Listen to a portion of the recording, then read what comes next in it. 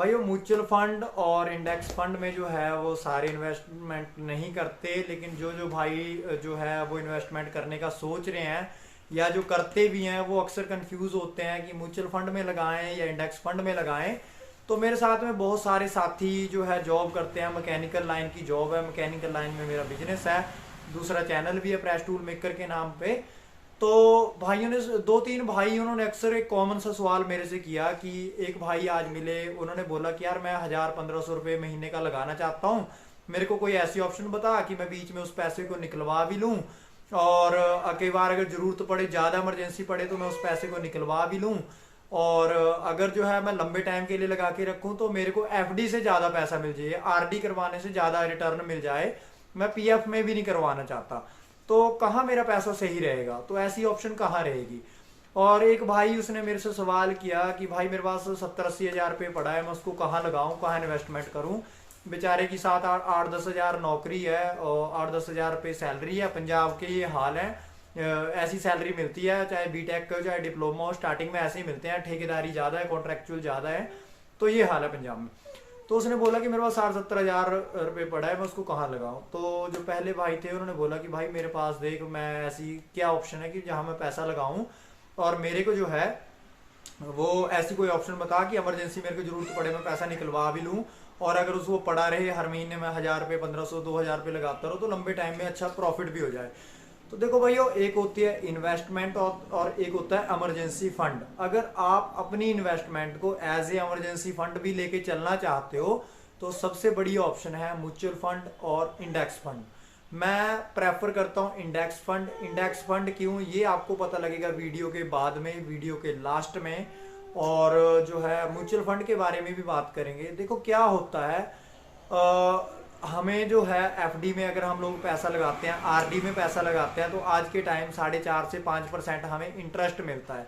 Interest वो होता है जो हमें लोन के बदले में जो है, वैसे अगर हमने कहीं किसी बैंक से लोन लिया है तो जो बदले में हम उस बैंक को एक्स्ट्रा पैसा दे रहे हैं उसको इंटरेस्ट बोलते हैं। रिटर्न क्या होता है, रिटर्न होता है, मान लो हमने किसी को लोन दिया और उस लोन के बदले में हमें जो इंटरेस्ट मिल रहा है, हमें उसे इंटरेस्ट नहीं बोलेंगे, हम उसे बोलेंगे रिटर्न। रिटर्न मतलब उल्टा हमें पैसा मिल रहा है, रिटर्न आ रहा है हमें, उसको रिटर्न बोला जाता है। आप कंफ्यूज मत हो ना इंटरेस्ट और रिटर्न में। तो पहली बात आपको अगर समझ में आ गई है तो आप कमेंट सेक्शन में बताएं कि अनिल भाई ये बात आप मेरी समझ में आ गई है। सेकंड क्या होता है कि हम लोग सोचते हैं कि हम लोग यार छोटी मोटी नौकरी कर रहे हैं 7-8 हज़ार की, हम जिंदगी भर जो है कमाते रह जाएंगे, कमाते रह जाएंगे।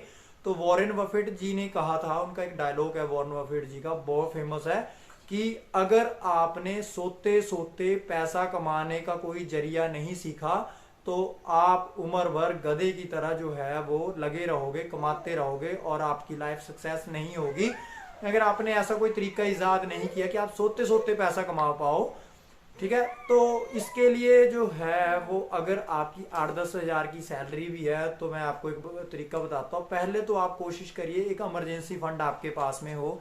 अगर आपकी 8-10 हज़ार सैलरी है, 20-25 हज़ार सैलरी है, 15-20 हज़ार भी सैलरी है, तो 1-2 लाख रुपए आपके पास किसी खाते में पड़ा होना चाहिए। चाहे आप उसको एसआईपी कर दो, चाहे उसकी आप एफडी करवा दो, कुछ भी करवा दो, तो जो कि आप इमरजेंसी में उसको निकलवा पाओ। इमरजेंसी में यानी कि 1-2 दिन के अंदर निकलवा पाओ, खुदा न खालसा किसी को कुछ हो जाए आपकी फैमिली में, भगवान ऐसा ना करे, बट इमरजेंसी फंड की तरह उसको यूज़ करो। तो ये जो दूसरा सवाल था कि भाई मेरे पास 50-60 हज़ार रुपये पड़ा है, मैं उसका क्या करूं, तो उसको वो म्यूचुअल फंड, इंडेक्स फंड में लगा के छोड़ दे, आरडी एफडी में लगा के छोड़ दे, जब इमरजेंसी पड़े तो उसको वहां से निकाल दे, वो एकदम लमसम अमाउंट कर सकता है। अब ये लमसम और एसआईपी क्या होती है उसके ऊपर भी चर्चा करेंगे। एसआईपी होती है सिस्टमेटिक इन्वेस्टमेंट प्लान। जब आप थोड़ा थोड़ा पैसा करके महीने का लगाते हो, 1000 रुपये, अगले महीने फिर 1000 रुपये, उसके महीने अगले फिर 1000 रुपये, ऐसे आप हर महीने 1000-1000 रुपये करके लगा रहे हो, 500-500 करके लगा रहे हो, 100-100, तो वो एसआईपी है, सिस्टमेटिक इन्वेस्टमेंट प्लान तरीके से आप लगा रहे हो। एक होता है लमसम अमाउंट। आपने जैसे दूसरे भाई का क्वेश्चन है कि मेरे पास 60-70 हज़ार रुपये पड़ा है, मैं उसको कहाँ रखूंगी अगर इमरजेंसी पड़े, तो भाई वो लमसम अमाउंट में लगा सकते हो आप। ग्रो ऐप है, नीचे डिस्क्रिप्शन में लिंक होगा। ग्रो ऐप अगर मेरे रेफरल से करोगे तो आपको कुछ बेनिफिट मिल जाएंगे, उससे आप करते हो तो जो है मोटिवेशन मिलता है। अगर आप नीचे डिस्क्रिप्शन में लिंक से जो है डाउनलोड करके अगर आप करते हो तो हमें भी मिलता है कि हमारे इंडिया के भाई जागरूक हो रहे हैं और ये सारी चीज़ें सीख रहे हैं। तो जो है वो दूसरा जो तरीका है, लमसम अमाउंट एक बार में 50-60 हज़ार उसमें लगा दिया और उसमें जो है वो इमरजेंसी अगर चाहे तो उसको निकाल सकता है और पड़े रहने दे तो उस पर रिटर्न मिलता रहेगा। उल्टो रिटर्न मतलब जो आपको पैसा मिलता रहेगा उसके बदले में दोबारा। अब म्यूचुअल फंड और इंडेक्स फंड में क्यों लगाते हैं, क्योंकि आपको पता है कि इसमें 12 से 15% रिटर्न रेट आपको मिलता है, 12 से 15% रिटर्न रेट आपको मिलता है। अब इंडेक्स फंड में लगाएं, म्यूचुअल फंड में लगाएं, कौन सा है बेस्ट?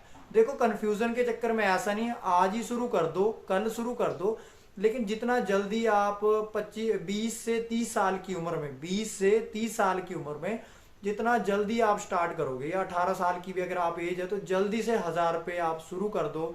या आप कोई पेरेंट्स देख रहे हैं तो अपने बच्चों के नाम पे आप 18-20 साल 16 साल उम्र है उनके नाम से शुरू कर दो। जैसे जैसे बच्चा कमाने लगेगा तो बच्चा उसको मेंटेन करेगा और कोशिश करना कि धीरे धीरे उसको बढ़ाना भी, 1000 से 1200 कर देना, 1500 कर देना, बढ़ भी जाती है।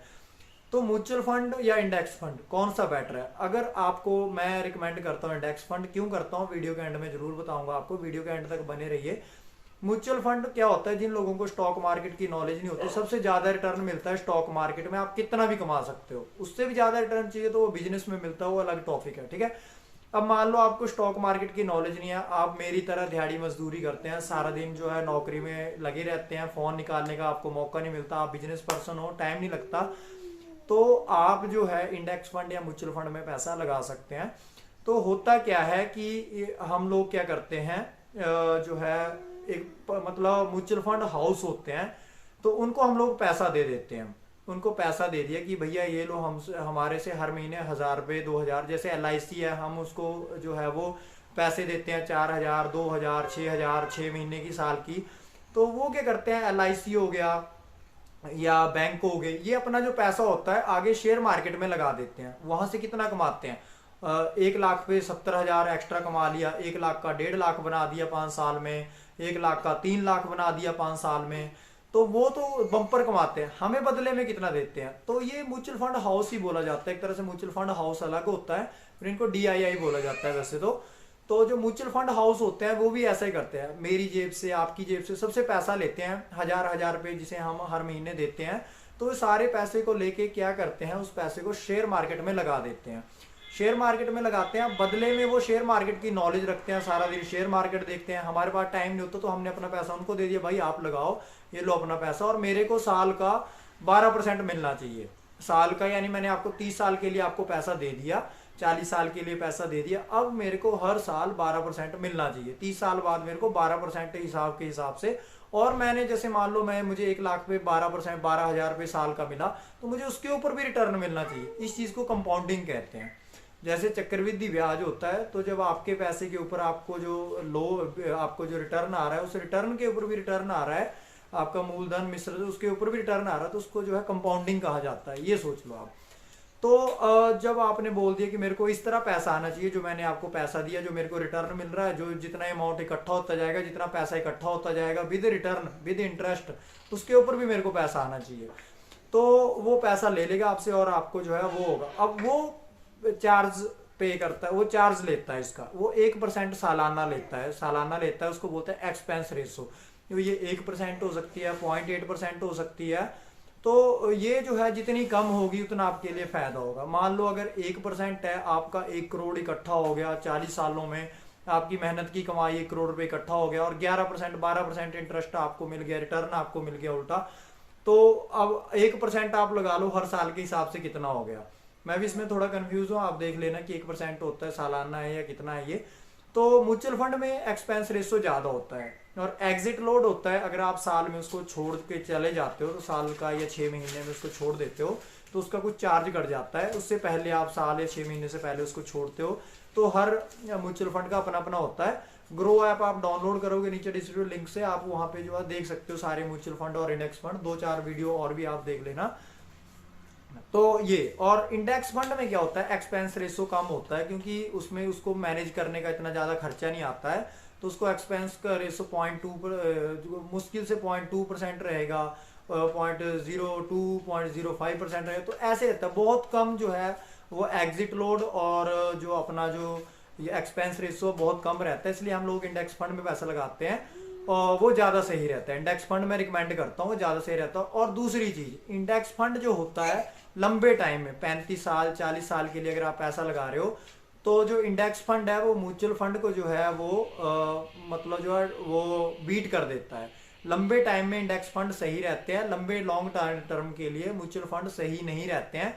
एक्सपेंस रेशो ज़्यादा होता है, एग्जिट लोड वगैरह ये सारी चीज़ें होती हैं, और भी इसमें एरर होते हैं बहुत ज़्यादा। लेकिन ये उन भाइयों के लिए है जो कन्फ्यूज़न है इंडेक्स फंड और म्यूचुअल फंड में। तो हमें ज़्यादा जो कोशिश करनी चाहिए वो इंडेक्स फंड लेने चाहिए या ईटीएफ में पैसा लगाना चाहिए, क्योंकि ये लंबे टाइम में और लॉन्ग ओरिजिन लेके चलो, उसको आप पैसे को कभी भी निकलवा सकते हो, यूज़ कर सकते हो, ये भी उसका बेनिफिट है। बाकी वो जो आपका पैसा है उसको आप ट्रैक कर सकते हो। बट ये नहीं है कि आज आपने लगाया कल देखने लग जाओ कि कल ही मेरे को 12% रिटर्न, बीच में माइनस में भी चली जाती है मार्केट, तो माइनस भी शो होता है।